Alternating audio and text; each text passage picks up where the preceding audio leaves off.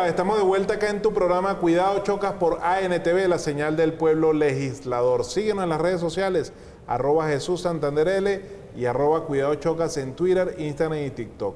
Como les comentaba en el segmento anterior, tenemos un invitado de lujo, historiador y diputado de la Asamblea Nacional, Leonel Muñoz, para hablar en este programa especial de la historia de Venezuela y específicamente de la fecha que hoy estamos celebrando, esta revolución del 19 de abril de 1810. Bienvenido, Leonel. Hermano Jesús, un gran placer estar contigo acá Choca. Y compartir contigo y con la distinguida audiencia que te sigue a nivel nacional, que tantos y tan buenos comentarios ha generado en torno de tu programa y en torno de tu actividad parlamentaria. Bueno, pero fíjate, Leonel, que es importante que estamos haciendo este programa en este espacio maravilloso, que es un espacio que nos llena de sentir patrio, sentir bolivariano, el Museo Bolivariano. Vamos a arrancar por ahí, coméntanos acerca de la historia de este museo, Leonel. Bueno, este lugar en el que estamos alberga las piezas de la sala de objetos vinculados con los actores de la independencia, que formó parte del Museo Nacional, que se inauguró con motivo del centenario, del primer centenario del natalicio de Bolívar en 1883. En esa oportunidad en el Museo Nacional había 3 salones, uno conformado por obras de arte, algún otro salón conformado por las antiguas piezas de la colección de mineralogía del Sabio Vargas y algunas otras de esa naturaleza, y un tercer salón conformado por las piezas que luego pasarían a formar parte del Museo Bolivariano. Las otras 2 salas, por cierto, son la génesis histórica de lo que son hoy día el Museo de Bellas Artes y el Museo de Ciencias Naturales. Bueno, Museo Bolivariano que por cierto se inaugura también en el centenario del 24 de junio de 1811, según lo que refleja la placa acá del museo. No, tengo que leer la placa, porque en el año 1811... No, 1911, perdón. Correcto. El centenario de 1911. Claro, porque sí. a comienzo del siglo XX es que el Museo Nacional se convierte en los 3 museos de lo que te estoy hablando. Bueno, Leonel, ahora sí, el día de hoy, bueno, conmemoramos lo que es esta fecha del 19 de abril. Y yo te comento lo siguiente, porque yo hice el fin de semana unas preguntas a determinados muchachas y muchachos que están ahorita por graduarse de bachilleres, y les preguntaba, mira, ¿qué se conmemora o por qué el 19 de abril de 1810 es una fecha patria? Y habían dudas, ponte tú, de 20 personas que tuve la oportunidad de preguntarle, solo 11 me dijo que se trataba de la revolución y el inicio prácticamente de lo que fue esta gesta independentista de los venezolanos y venezolanas, pero muchísimos de ellos decían que era la firma del Acta de la Independencia, que era la batalla inclusive de Carabobo algunos. Es decir, hay un desfase en cuanto a la historia y en cuanto a la enseñanza de la historia, sobre todo en estas nuevas generaciones que están a punto de graduarse de bachilleres de la República, Leonel. No solo en esas generaciones, sino también en todos y en todas. Si yo hago aquí la pregunta, el 19 de abril, ¿qué se celebra? La gente lo primero que hace es asociar la fecha con la independencia. Correcto. Y esa es una interpretación, no es una interpretación unánime, por cierto, en torno a lo que allí sucedió. Entonces, si tú le preguntas a la gente, ¿y dónde queda el 5 de julio? Entonces la gente queda como en el aire y te dice, bueno, ¿será entonces que se firmó, que tampoco se firmó? Entonces, ni el 19 de abril, vamos a comenzar por allí, por eso que tú señalas en tu pregunta, que es el desfase entre el hecho histórico, la labor profesional de los historiadores y la conciencia que tenemos los venezolanos en relación con las efemérides, que son como que 3 ámbitos distintos.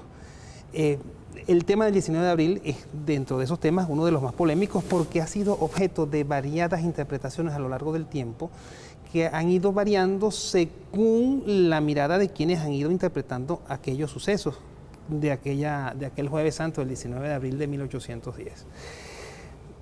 Para comprender lo que sucedió ese día, necesariamente hay que ubicarse en aquel tiempo. Venezuela era para ese momento una capitanía general de las varias que formaban parte el vasto imperio español en este lado del mundo. Eso es lo primero que hay que tener como premisa básica para comprender lo que aquel día sucedió. Lo segundo que hay que comprender, o que habría que comprender, es que la independencia hispanoamericana y la venezolana en particular poco puede entenderse si no la ubicamos en primer término en el contexto de las guerras napoleónicas.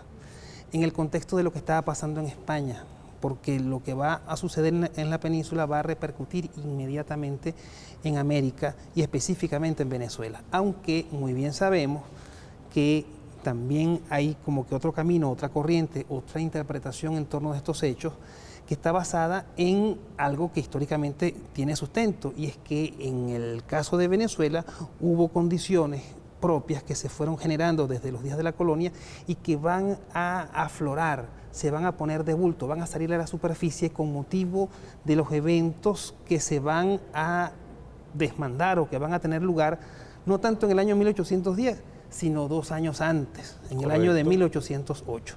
Lo que va a pasar el 19 de abril de 1810 es consecuencia directa, en primer término, de la crisis política que se va a vivir en la península y que va a repercutir no solo en Venezuela, sino en toda Hispanoamérica de manera diversa. Ese es como que el primer asunto que hay que tener en cuenta. En criollo, se pudiese decir que había un río revuelto en España. Bastante revuelto, porque en el año 1808, Jesús, imagínate tú, que el rey Carlos IV, estamos hablando de una sociedad monárquica, de una sociedad que gira en torno de la figura del rey. El rey Carlos IV venía siendo muy cuestionado en su reinado desde inicios del siglo XIX, cuestionado incluso por los sectores más tradicionales, por los nobles, llamados así de España, que se habían visto relegados por el privilegio que les había dado el rey a ciertos funcionarios. Entre ellos destaca Manuel Godoy, el llamado Príncipe de la Paz, que es una persona que va a descollar en el manejo de los asuntos del reino, va a ir desplazando al propio monarca en decisiones fundamentales y va a ir tejiendo una serie de redes y de alianzas en Europa que van a llevar a España a situaciones de mucha desventaja, de mucha desmejora desde el punto de vista de su protagonismo. Las decisiones más comprometedoras de esas alianzas tuvieron que ver con la cercanía entre España y Francia.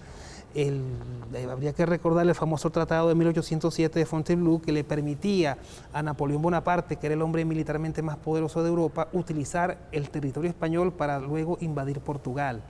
Después de esa invasión, presuntamente, hay un pedazo de Portugal que iba a quedar en manos de Godoy, él se iba a convertir en una suerte de virrey allí.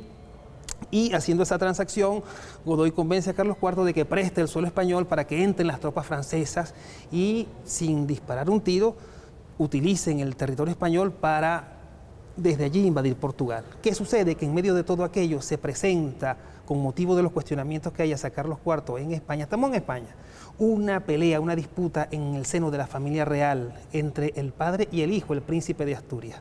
Eso va a dar lugar a unos enfrentamientos terribles que incluso se van a ventilar en un juicio llamado del Escorial, donde se van a acusar los unos a los otros, y finalmente hay un amotinamiento en Aranjuez, un amotinamiento, una sublevación de los pobres, del pueblo español y de la nobleza, que va a coronar, va a arrancar, le va a acorralar a Carlos IV y le va a hacer firmar una abdicación, que se llamaba así en esa época. ¿Qué es una abdicación? Una renuncia. En esa abdicación, Carlos IV renunció a favor de su hijo, el príncipe de Asturias, que a partir de ese motín de Aranjuez se convierte en Fernando VII. Y Fernando VII, entonces, en 1808 en España se convierte en un rey aclamado por el pueblo, aclamado por los nobles, para poder desplazar a Carlos IV. Pero había un detalle, diputado, que es que en la monarquía, así como en la monarquía, el poder es vitalicio por parte del monarca. Entonces, esa renuncia que había firmado Carlos IV, él dice que es nula de toda nulidad. Entonces, una vez que pasa el motín, Carlos IV comienza a pelear por su derecho de decir, bueno, yo soy el rey. Pero Fernando VII, que así se hizo llamar, también decía, yo soy el rey. Entonces eran los carlistas y los fernandistas enfrentados los unos a los otros en padre España. Hijo. Padre e hijo. Aquí no ha pasado nada todavía, cuando eso está sucediendo en la península.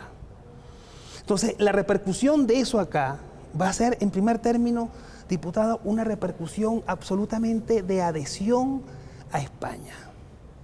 El 15 de julio de 1808 es una fecha que a ti y a lo mejor a ninguno aquí le dice nada.